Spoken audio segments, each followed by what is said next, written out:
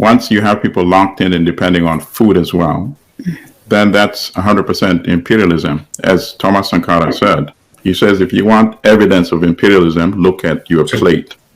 Just If look at your plate. you import your food, I don't need to explain to you what imperialism is all about. If you look at Nkrumah's book, Neocolonialism, The Last Stage of Imperialism, he's warning about that. He's saying, let's not surrender our food independence. And he wrote this book in 1965. So now, you know why the U.S. sent an official letter of protest to Nkrumah, to Ghana's government when that book was published. Not only sent an official protest, they cut off aid to Ghana because of that book. Aid was $25 million, which today is worth more than $400 million. Yeah, that's what they cut off when Nkrumah wrote that book. Okay, so that's 65. In the 80s, Sankara is complaining about the same thing. How can we import our food and be that dependent? To his credit, and may he rest in peace, within 3 months, his country was food self-sufficient, independent. Fast forward today, African countries, many countries are going through hunger, starvation now. Why? Because we import $35 billion every year, $35 billion from food from the outside world. Think about that. This is money that should be going into our economies. Sister, you mentioned the issue of water as well. Remember, in Peru, water was privatized by a U.S. company. The government allowed a U.S. company to take control. You know, that doesn't even make sense when you say that. Water. Think about that. Even rainwater. It doesn't even make sense. It did not make sense. Yeah. And then the people of Peru said, "This is the limit." Yeah. They came out to the streets, and people who haven't seen this documentary that details that, and it also covers Kenya, by the way, how this U.S. company came and took over production of corn in a part of Kenya.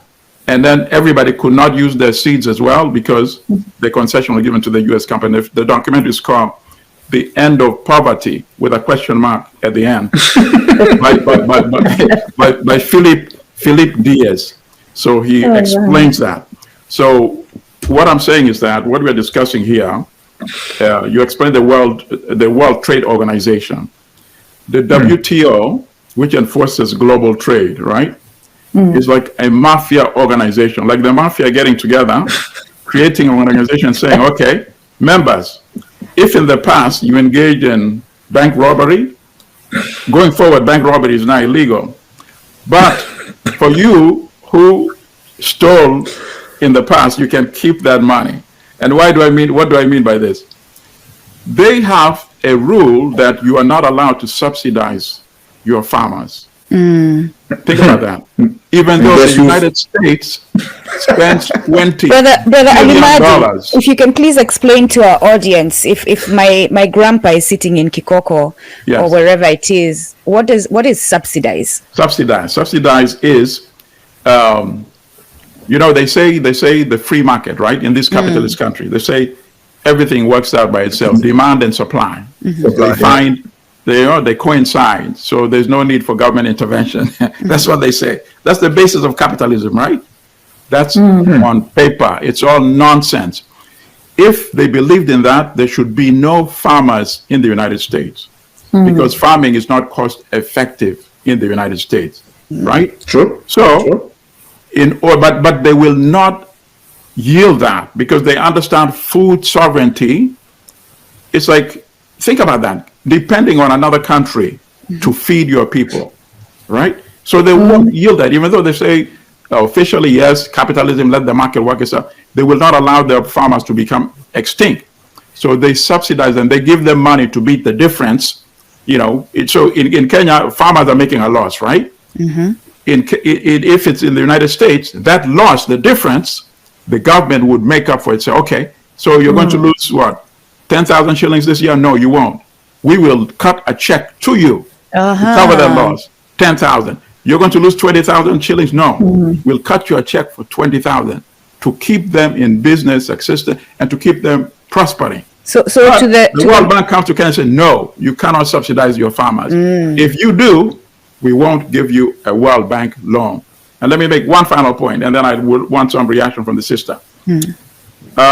There's an economist, and now I forget his name, Nicholas Howard, a professor. People should Google him and look for African poverty on YouTube, and you'll see this lecture. And he's given an example where he said, finally, a brave African revealed the secret. He said, Malawi's Minister of Finance spilled the beans when he was forced to explain why there was famine one particular year in Malawi. He said, because the World Bank told us to burn the food stocks that we had in storage as a condition to get loan from the World Bank.